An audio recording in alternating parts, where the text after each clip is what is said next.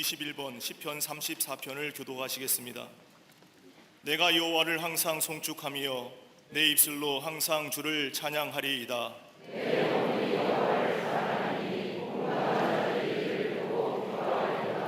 나와 함께 여호와를 광대하시다 하며 함께 그의 이름을 높이세.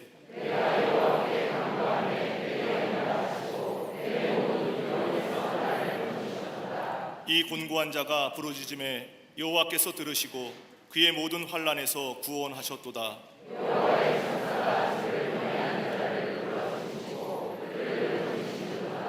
너희는 여호와의 선하심을 맛보아 알지어다. 그에게 피하는 자는 복이 있도다.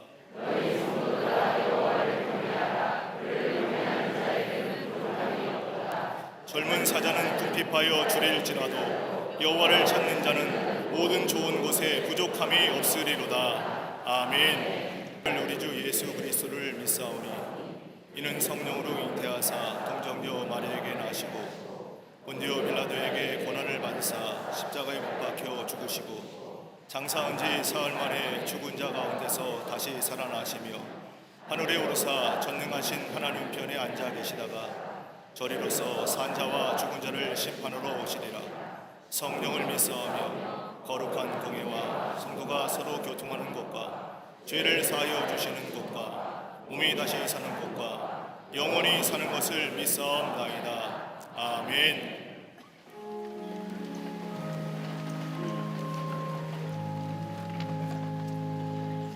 온 땅의 주인 되시는 하나님 아버지, 낙심케 하는 환경 속에서도 하늘 소망을 품게 하시고 오늘 거룩한 주일을 허락하시사 영과 진리로 예배드리게 하심에 감사를 드립니다.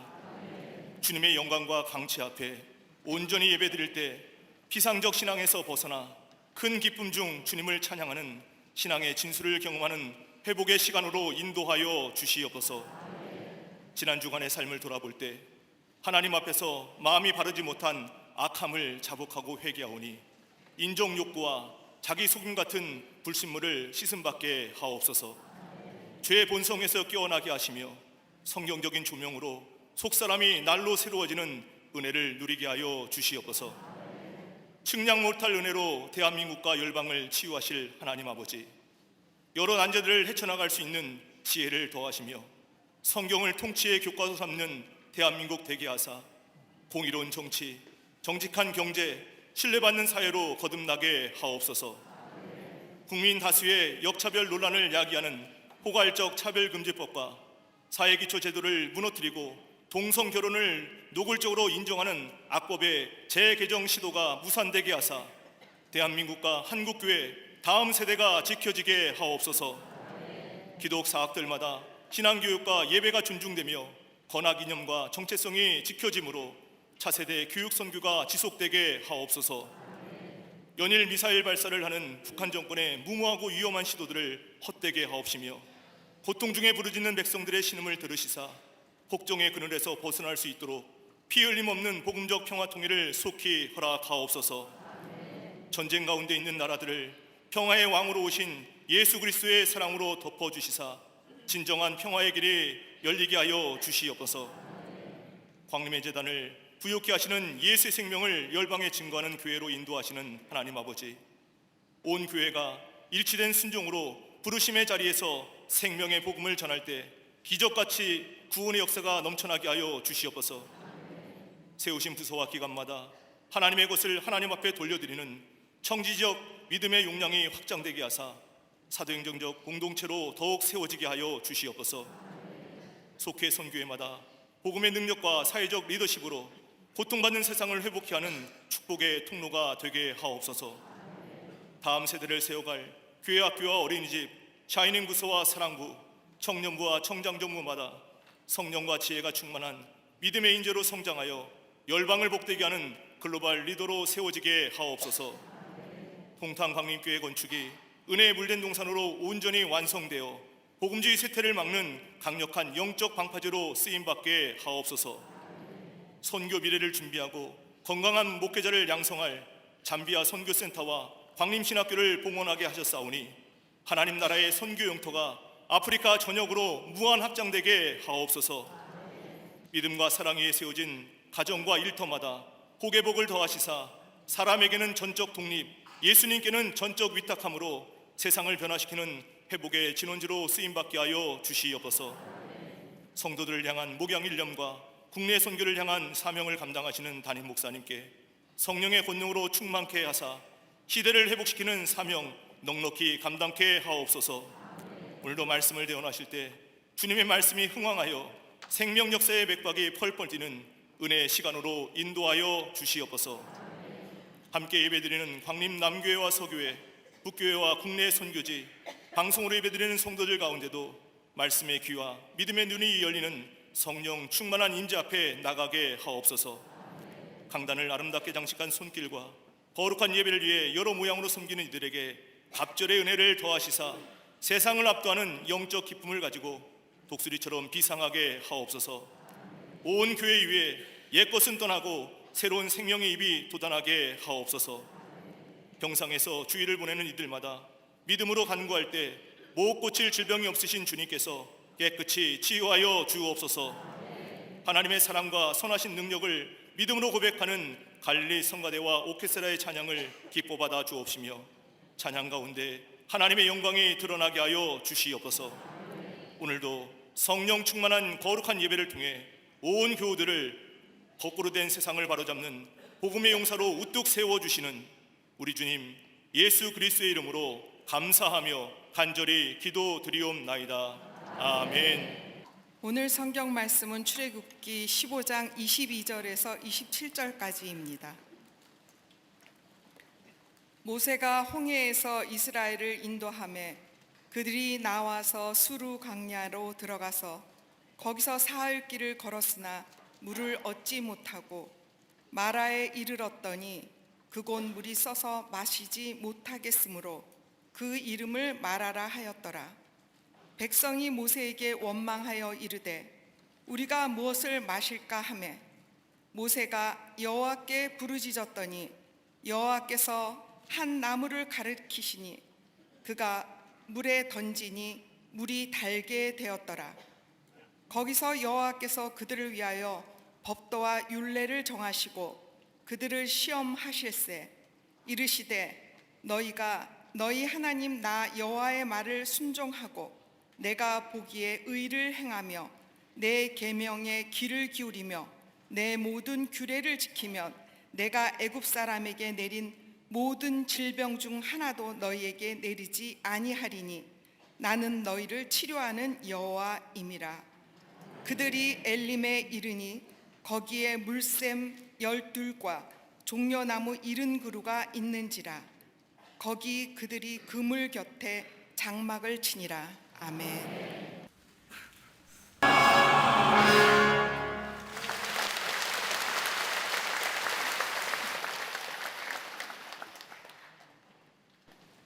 갈릴리 성가대와 오케스트라의 귀한 찬양과 연주에 감사를 드립니다. 고맙습니다. 근자에 들어서 우리 주변에 정신적인 질환으로 고생하는 사람들이 참으로 많이 있음을 보게 됩니다. 의사나 전문가들의 말을 들어보면 이 정신적인 질환으로 인하여 지출되는 사회적 비용이 참으로 많다는 겁니다. 그런데 정신적인 질환으로 고생하는 사람들의 몇 가지 공통점이 있다는 겁니다. 하나는 교만하다는 겁니다.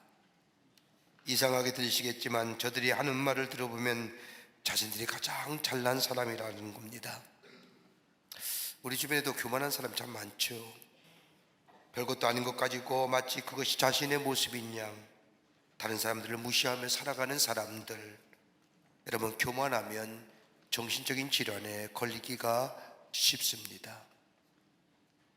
정상적인 사람은 겸손한 삶의 모습을 가지고 살아갑니다. 또 하나 있다고 한다면 다른 사람은 아는데 자신만 모른다는 겁니다.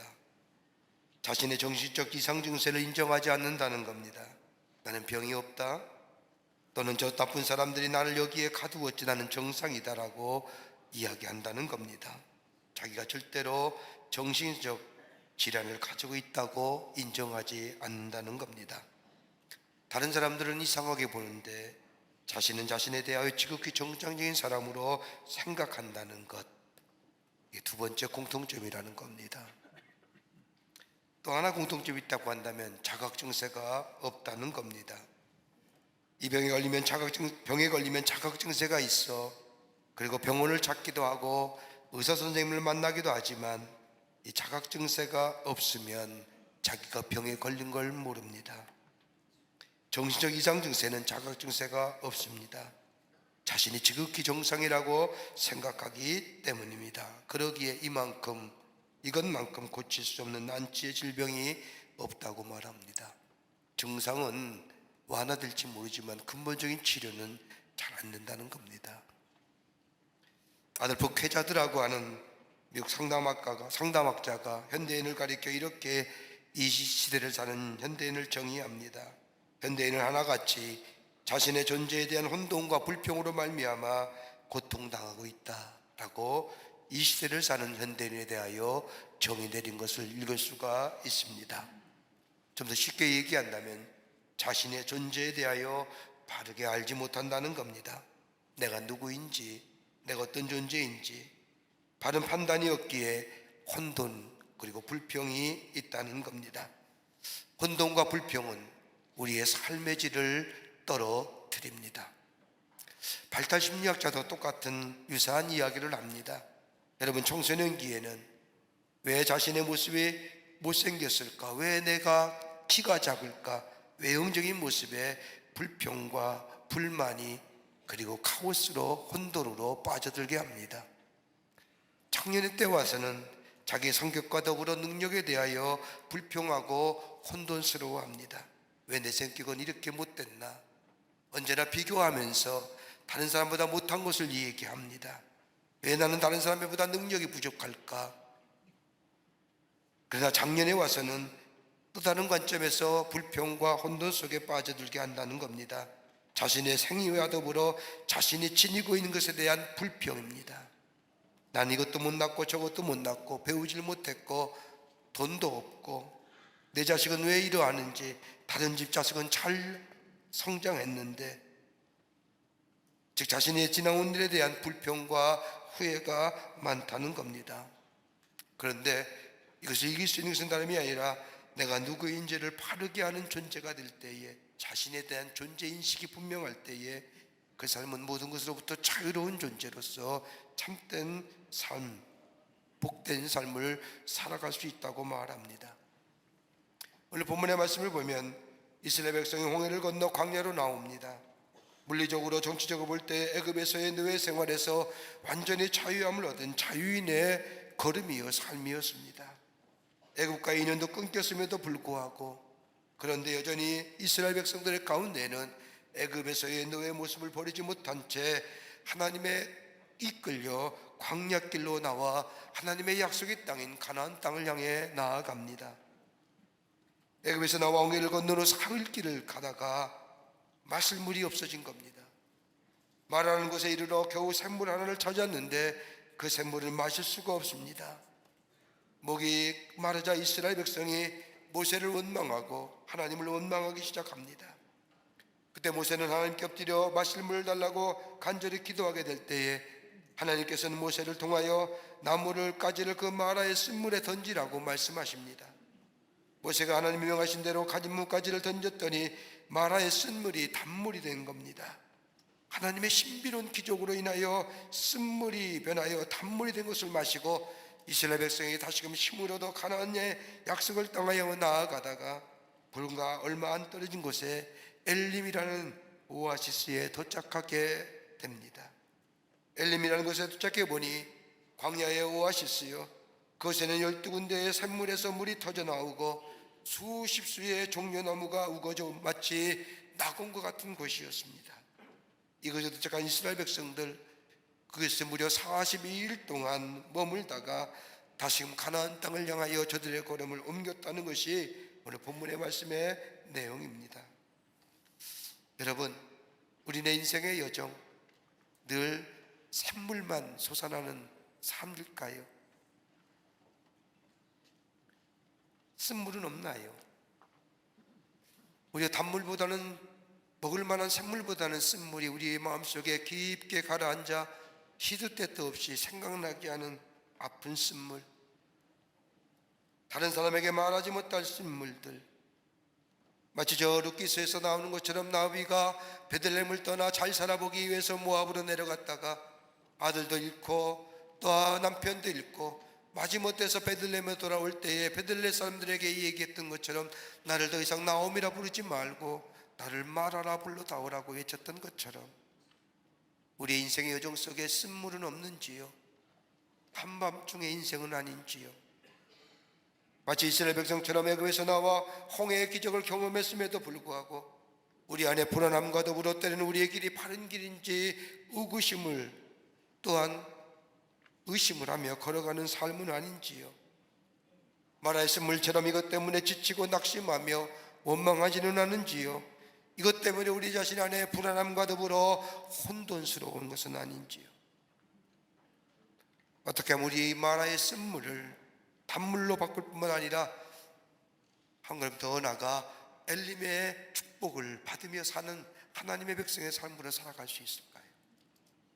오늘 성경은 이스라엘 백성의 마라의 쓴물 부어가 엘림의 기적을 함께 더불어 이야기하지만 이 말씀 속에 우리에게 깊은 신앙의 교훈과 도전을 주고 있습니다. 함께 말씀을 나누며 은혜 받기를 원합니다. 첫째는 신앙적 가치관으로 바라보라는 겁니다. 우리의 삶의 마라의 쓴물, 한밤중의 인생의 여정의 삶, 남들은 다 쉬는데 깨어있는 밤중의 인생, 우리는 그것을 그냥 그 현장만 현실만으로 받아들이는 것이 아니라 신앙적 가치관으로 바라보라는 겁니다. 오늘 22절과 24절의 말씀을 보면 이스라엘 백성이 애굽에서 나와 홍해의 기적을 경험한 지 얼마 안 되었을 때 일입니다. 홍해를 윽지같이 건너게 하신 하나님의 놀라운 역사, 여러분 이거 보통 일일까요? 여러분 영화 보셨는지 모르지만 모세의 10개 같은 영화 보십시오. 여러분 그 바다가 갈라져서 그 소용돌이 치는데 길이나 이스라엘 백성이 걸어가는 장면, 여러분 그냥 압도되지 않습니까? 조금만 눈을 들어도 그 광활한 물결에 광폭한 힘 같은 그 가운데 육지를 놓으셔서 걸어가는 이스라엘 백성, 여러분 이게 보통 일일까요? 창조 되시는 하나님만이 하실 수 있는 일입니다. 이 놀라운 일을 경험하고 나서 이스라엘 백성이 무엇을 했습니까? 그 다음 말씀을 보면 하나님을 찬양하며 하나님을 감사하며 춤추며 하나님 앞에 영광을 돌렸다고 성경은 기록합니다. 그런데 그 홍해를 건넌 지 3일 만입니다. 여러분 한번 생각해 보시죠. 그 여운이 안 남았겠을까? 그 놀라운 역사들, 뒤에는 애굽의 군사들이, 앞에는 홍해가 가라앉았을 때에 홍해를 갈라지게 했던 하나님의 놀라운 역사, 그리고 그것을 땅같이 육지같이 건넜던 그 놀라운 일이 있은 지 3일 만에 마라라는 곳에 와서 더욱기도 하겠지만 먹을 물이 없다고 불평하는 이스라엘 백성들, 모세를 원망하고 하나님을 원망합니다. 왜 그랬을까요? 다름 아닌 이스라엘 백성의 마음속에는 자신도 모르는 사이 깊은 마음의 한바닥에 원한이라는 것이 자리 잡고 있었습니다.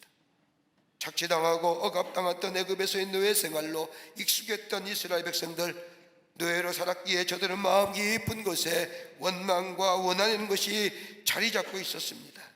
자유인이 되었지만 하나님의 은혜를 입고 출애굽하여 홍해를 강과 바다, 홍해를 육지같이 건넜지만은, 그래서 하나님 앞에 찬양하며 경배했지만은 삶의 자리에서 어려움과 문제가 생기면 원망하고 불평하며 다른 사람에게 그 책임을 전가시키려는 노예의 습성. 아직도 저들의 마음속에 이런 것이 남아있기 때문입니다. 이걸 가리켜서 불평적 무책임성이라고 말할 수 있을 겁니다. 아무런 책임지려 하지 아니하고 불평과 원망을 다른 사람에게 전가하는 겁니다.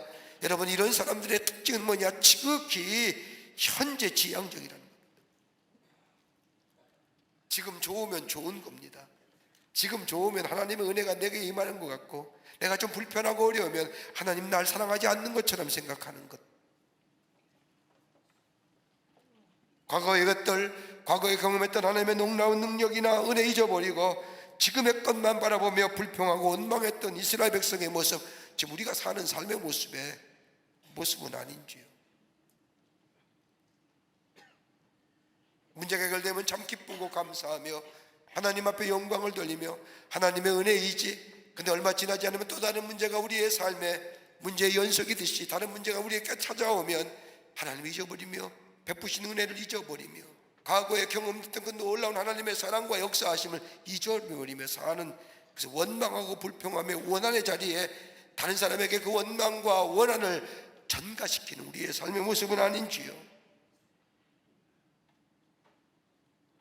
예수님의 공생의 사역을 보면 참으로 드라마틱한 사건들이 많이 나옵니다. 그 가운데 가장 드라마틱한 사건이라고 한다면 오병이의 기적일 겁니다. 광야에 5,000명이 모였습니다. 예수님이 하나님의 말씀을 얼마나 재밌게 전하는지 수천 명이 예수님의 말씀을 듣느라고 때를 잊어버렸습니다. 때가 됐음을 알게 된 예수님은 제자들에게 먹을 것을 주라 했는데 없는 겁니다. 안드레가 저 어린 소자가 데려가지고 온 도시락 하나를 가지고 옵니다. 그 안에 보리떡 5개, 물고기 2마리가 있습니다. 그것 가지고 예수님이 기도하신 후에 5,000명에게 나누어 주고 12광주가 남는 놀라운 기적의 역사를 베풀지 않습니까? 얼마나 놀랐겠습니까? 한번 생각해 보십시오. 달라는 대로 다 줬을 거 아닙니까? 더 달라면 더 줬을 겁니다. 그럼에도 불구하고 12광주리가 남은 겁니다. 그리고 그 다음날 아침에 배를 타고 갈릴리 바다를 건너가시는데 제자들이 배 안에서 다툼이 일어나는 겁니다. 그 다툼의 이유를 가만히 보니까 빵이 없다는 겁니다. 이 모습을 본 예수님께서 제자들을 책망하시기를 5,000명을 먹이고 얼마나 남았더냐? 아직 깨닫지도 못하느냐? 어찌하여 빵이 없음을 원망하느냐? 빵이 없음을 인하여 불평하느냐라고 책망하십니다. 이 말씀 속에는 아무것도 없는 광야에서 5,000명을 먹이신 내가 있는데 왜 너희는 빵이 없다고 불평하며 원망하고 서로 다투냐는 겁니다. 어제만 해도 놀라운 기적을 경험했던 삶, 오늘 현재의 그 은혜가 내 속에 남아있지 아니하니, 경험되어지지 아니하니, 다른 말로 해석한다면 내 안에 은혜가 재해석이 되지 아니하니, 내가 지금 없는 거와 내가 부족한 거와 내가 남보다 못한 것에 대해서 더 마음 쓰이고 더 눈이 가고, 그래서 내 마음속에 원망과 불평과 그리고 혼돈 가운데 사는 우리의 삶, 여러분, 내게 베푸신 하나님의 를 지금의 삶 속에 해석하여 적용할 수만 있다.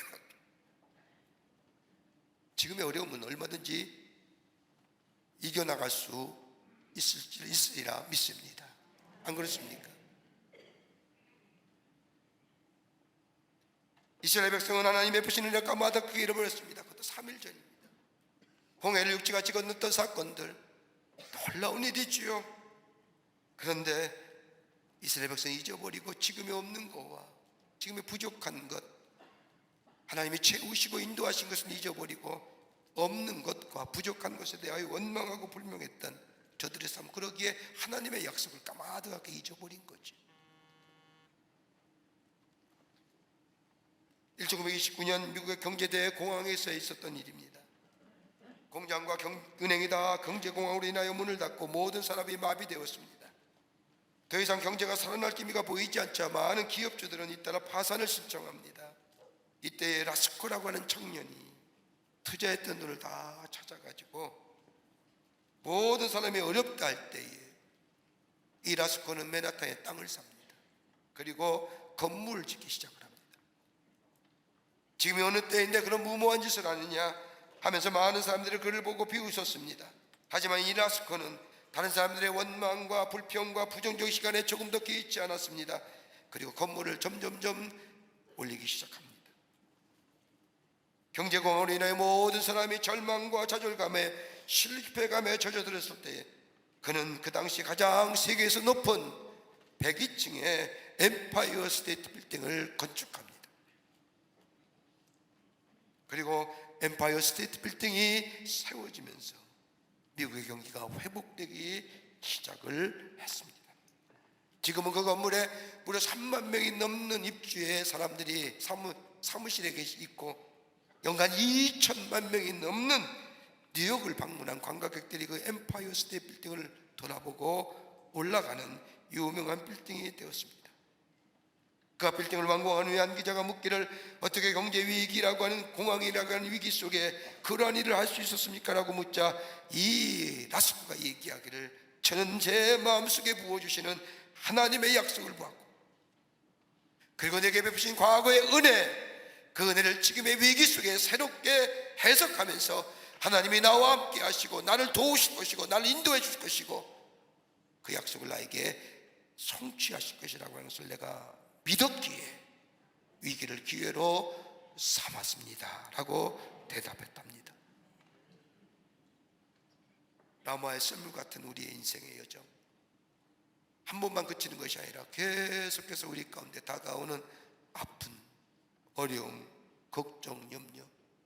여러분, 지난날에 내게 베푸신 하나님 은혜를 한번 생각해 보십시오. 그 은혜가 아니었더라면 오늘 이 자리에 왔을 뿐이죠. 그 은혜를 다시 한번 재해석하고 내 삶 속에 그 은혜가 있었기에 오늘 그 은혜가 내게 있을 것이라고 믿고 신앙적 가치관으로 우리가 새롭게 해석하여 그 길을 걸어가게 될 때에 우리는 마라의 쓴물이 바뀌어 단물이 되는 놀라운 역사가 우리 가운데 있게 될 줄 믿습니다. 두 번째는 말씀이 치유하십니다. 오늘 25절의 말씀을 보십시오. 모세가 여호와께 부르짖었더니 여호와께서 그에게 한 나무를 가리키시니 그가 물에 던지니 물이 달게 되었더라. 거기서 여호와께서 그들을 위하여 법도와 율례를 정하시고 그들을 시험하실세라고 말합니다. 이스라엘의 원망과 불평이 하늘을 찌르더니 모세에게로 향합니다. 그리고 하나님 앞에 하나님께로 향합니다. 이럴 때에 이스라엘 원망과 불평 앞에 모세는 하나님 앞에 기도합니다. 그러자 하나님은 모세에게 한 나뭇가지를 가리키고 그 나뭇가지를 저 마라의 쓴물 위에 던지라고 하십니다. 모세가 하나님의 말씀대로 쓴물 위에 이 나뭇가지를 던지니 단물이 됩니다. 근데 그 다음에 중요한 거죠. 이스라엘 백성에게 갈증을 취하게끔 하시고 해석케 하시고 그것으로 그치는 것이 아니라 그것으로 만족케 하신 것이 아니라 그 다음에 말씀을 보면 하나님께서는 이스라엘 백성을 향하여 법도와 율례를 정하셨다는 겁니다. 법도와 율례를 정했다는 것은 다름이 아니라 하나님의 말씀을 주셨다는 겁니다. 여러분, 하나님의 말씀은 간직하는 것이 아니라 보관하는 것이 아니라 하나님의 말씀은 듣는 겁니다.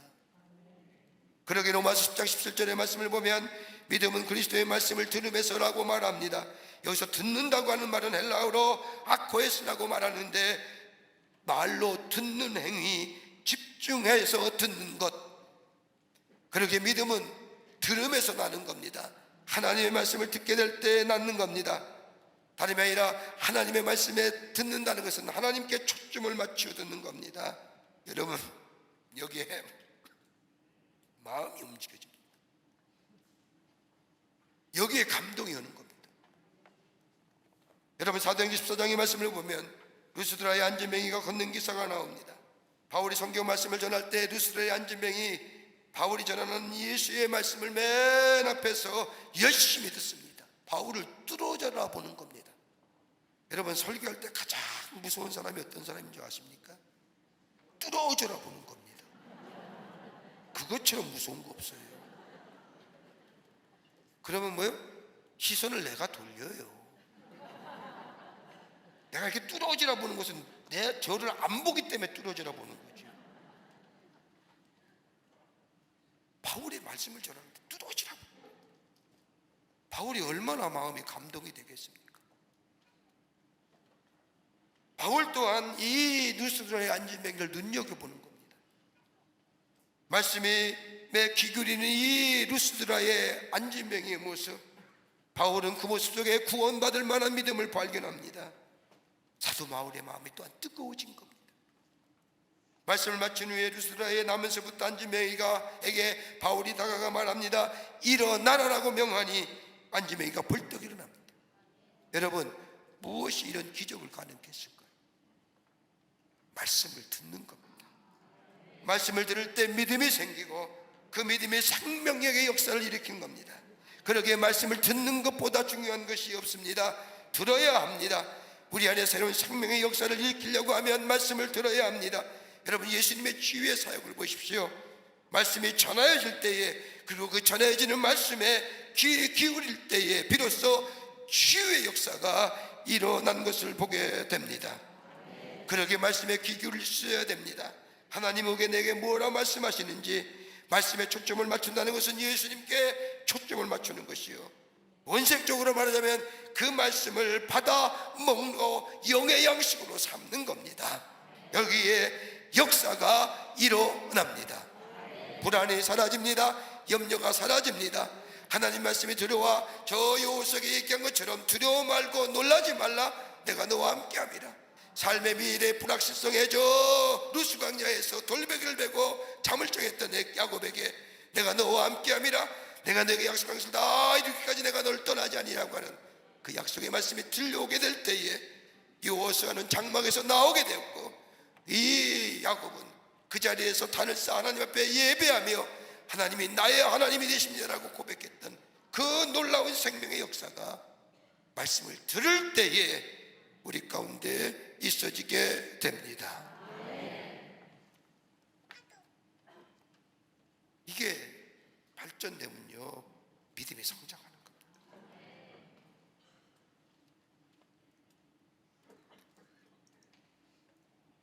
예수님의 치유의 사역을 보면 꼭 예수님이 하신 말씀 마지막에 있습니다. 예수님은 긍휼히 여기심이 있지요. 여러분, 인간의 감정을 다 표현할 수 있는 단어가 약 6,000개라고 합니다. 근데 우리가 다 그 감정을 표현 못하지요. 가만히 우리의 인간의 감정을 우리가 스스로 표현하는 걸 보면 부정적인 게 더 많아요, 긍정적이고 좋은 것보다. 그런데 예수님의 행하신 귀한 것 가운데 도드라지게 가장 많이 느꼈던 감정이 뭐냐면요, 긍휼하심. 긍휼히 여기셨더라. 그것으로 끝나는 것이 아니라 그래서 저들에게 말씀하셨더라. 근데 그 다음에 말씀이요, 그 말씀을 듣는 자가 그대로 되더라 라는 겁니다. 들었을 때에 역사가 일어납니다. 그러기에 내 믿음대로 될지어다, 우리 주님이 말씀하신 겁니다. 오늘도 우리에게 말씀하시는 주의 음성 듣게 될 때에 내 안에 저 마라의 쓴물이 단물로 변해질 뿐만 아니라 우리 안에 새로운 창조의 역사, 새로운 생명의 역사를 경험하는 놀라운 역사, 은혜가 우리 가운데 있게 될 줄 믿습니다. 끝으로 말씀을 듣는 것도 중요하지만 하나님의 말씀 따라 순종하며 살 때에 마라의 쓴물이 단물이 됩니다. 마라를 넘어 엘림의 축복을 경험하게 된다는 겁니다. 26절의 말씀을 보십시오. 이르시되 너희가 너희 하나님 나 여호와의 말을 듣고 순종하고 내가 보기에 의를 행하며 내 계명에 귀를 기울이며 내 모든 규례를 지키면 내가 애굽 사람에게 내린 모든 질병 중 하나도 너희에게 내리지 아니하시리니 나는 너희를 치료하시는 여호와임이라. 우리가 믿는 하나님이 당신을 소개 하시기를 나는 치료하는 하나님이라, 여호와 라파라고 얘기하면서 몇 가지의 너희의 삶 속에 이 치유의 역사가 일으키기 위해서는 몇 가지가 필요하다고 얘기합니다. 하나는 말씀을 듣고 순종하며 의를 행하며 계명에 귀 기울이며. 여러분, 이 말씀, 이 하나님의 말씀이 신약 성서에 와서 예수님이 뭐라고 말씀하시느냐, 마태복음 22장 37절부터 40절의 말씀을 보면 내 마음을 다하고 목숨을 다하고 뜻을 다하여 주 너희 하나님을 사랑하라 하셨으니 이것이 첫째 되는 계명이에요. 둘째도 그와 같으니 내 이웃을 내 자신과 같이 사랑하라 하셨으니 이 두 계명이 율법과 선지자의 강령이니라 하십니다. 다른 말로 말하면 하나님을 경배하고 이웃을 내 몸과 같이 사랑하는 것. 다른 사람을 향하여 같이 아파하고 같이 슬퍼할 줄 아는 자, 기뻐하며 함께 기뻐할 줄 아는 자. 그럴 때에 오늘 여기 말씀을 보면 내 모든 규례, 하나님을 경외하며 내 이웃을 내 몸과 같이 사랑하는 자가 될 때에 우리 하나님은 여호와 라파의 하나님이 되어주신다는 겁니다. 치유하시는 하나님, 하나님의 말씀에 귀 기울이며 순종하게 될 때 온전히 구원의 역사가 일어난다는 겁니다. 여러분 시편 119편 9절의 말씀을 보면 청년이 무엇으로 그 행실을 깨끗게 하리까 말하면서 주의 말씀을 따라 삼갈 것이니라고 말합니다. 우리 행실이 어떻게 깨끗해져요? 다른 것으로 깨끗해질 수 없다는 겁니다. 다름이 아니라 하나님의 말씀에 순종하게 될 때에, 진리를 알지니 진리가 너희를 자유케 한다는 말씀처럼 하나님의 말씀에 따라 순종하게 될 때에 나도 모르는 사이에 내 일어나는 안에 일어나는 육신의 정욕과 안목의 정욕과 이기적이며 욕심적인 것들이 더 나아가 나의 교만한 마음을 다스릴 수 있다는 겁니다. 그러게 유명한 기독교 변증학자였던 영국의 C.S. 루이스는 말하기를 순종하는 것이 모든 것을 여는 열쇠이다라고 얘기합니다. 하나님의 말씀에 순종하는 자, 듣는 것으로 그치는 것이 아니라 믿음대로 될지어다 예 아멘하고 나아가 순종하는 자에게 하나님은 축복의 문을 여시고 치유시키시고 회복의 역사가 일어난다는 겁니다. 1789년 저 어느 봄날에 저 남태평양 뉴질랜드부터 약 6,000km 떨어진 피트케언이라고 하는 섬이 있습니다. 이 섬은 영국의 식민지입니다. 이 케언심은 완벽한 고도로서 한번 들어가면 나오기가 쉽지 않은 섬입니다. 그런데 1789년에 선장반란을 일으켰던 영국의 바운티남의 이 선원들을, 반란 일으킨 선원들을 다 한 배에 씹어다가 이 섬에, 저 케언섬에 들여보냅니다. 그리고 이 선장반란을 일으킨 사람들이 이곳에 정착하여 원주민 폴리네시안 여인들을 아내로 삼고, 그리고 폴리네시안 사람들을 노예로 삼고 사합니다. 잘만 살면 안정된 사회를 이룰 수 있었는데 그들은 폭력과 알코올 중독에 소굴로 만들어버리고 말았습니다. 이로 인하여 이 케언섬이 무법천지가 되고 맙니다. 딱 10년 만에. 그리고 그들 모두가 다 질병과 폭력으로 죽고 맙니다. 근데 그 가운데 반란을 일으켰던 사람 가운데 한 명인 알렉산더 스미스라는 사람이 삽니다. 그는 그 유배를 가면서 주머니에 넣었던 성경 한 권 소중히 여기며 그 성경을 그 케언섬에서 읽기 시작합니다. 나중에 간증하기를 예수님을 영접하고 나니 내 마음의 문이 활짝 열렸습니다. 하나님의 얘기하는 자들에게 사랑과 긍휼의 아버지가 되어주신다는 사실을 확신하고 나니 그분의 임재가 실제로 느껴졌습니다. 그리고 그분의 인도하심이 더 확실하게 내 삶 가운데 임하여짐을 보게 되었습니다 라고 간증합니다. 이 알렉산더 스미스는 그 섬에 있는 원주민들에게 성경을 가르칩니다. 그리고 말씀을 예전적으로 순종하는 삶을 살아가게 합니다. 그런 후 약 10여 년이 넘게 지난 1808년에 저 영국 해군이 이 케언섬에 도착했을 때에 그 섬은 질서가 있었고 예절이 있었고 서로 섬기는 섬으로 변해 있었던 겁니다. 이로 인하여 선상반란을 일으키는 이 알렉산더 스미스는 사면을 받고 19세기 와서는 옥스퍼드 잉글리시 딕셔너리에 이 피트케언이라는 단어가 뭐라고 쓰느냐? 의미를 경건이라, 파이어티즘이랑 같은 단어로 쓰여졌다. 말씀을 따라 순종하며 살아가는 삶, 거기에 우리의 심령의 아픔과 더불어 불평과 원망을 치료하실 뿐만 아니라 마라의 쓴물을 단물로 바꾸실 뿐만 아니라 엘림의 축복 주신다. 여러분, 이 얼마나 놀라운 은혜입니까? 내 인생의 여정에 마라의 쓴물 같은 것이 있다 할지라도, 내 인생의 여정에 남들은 다 편히 쉼을 갖는데 나는 인생의 여정이 한밤중이라 고난과 역경과 어려움이 있다 할지라도 지난날에 베푸신 하나님의 은혜를 기억하면서 이것을 통하여 베푸신 하나님의 은혜가 어떤 것일까 신앙적 가치관으로 은혜의 재해석을 통하여 진리온 하나님의 말씀을 따라 순종하며 행하는 삶이 될 때에 우리는 엘림에서의 마라에서의 쓴물이 단물로 바뀌어지는 그것으로 그치는 것이 아니라 이스라엘 백성이 42일 동안 엘림에서 12군데의 샘물이 터져나오며 수많은 종려나무가 있으며 그 안에서 열매를 맺는 하늘의 축복을 경험했던 것처럼 우리 인생에도 그 놀라운 축복이 임하게 될 줄 믿습니다. 이런 믿음의 경주를 걸어가시는 여러분과 저와 되시기를 주의 이름으로 축원합니다. 하나님 감사합니다. 저희를 주께서 사랑해 주셔서 하나님의 백성 삼으심에 감사합니다.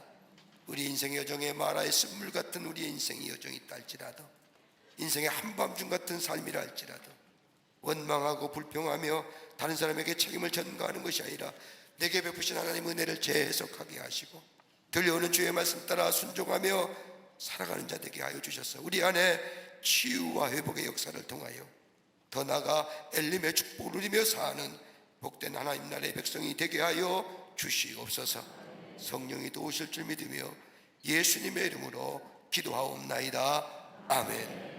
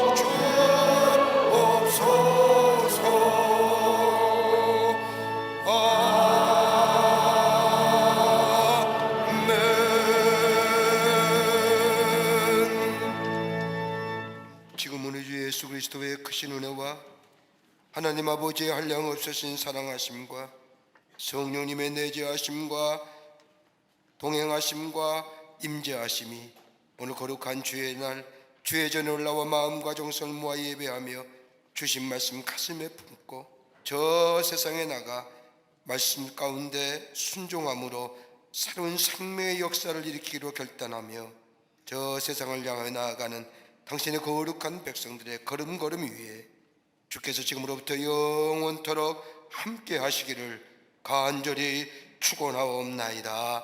아멘.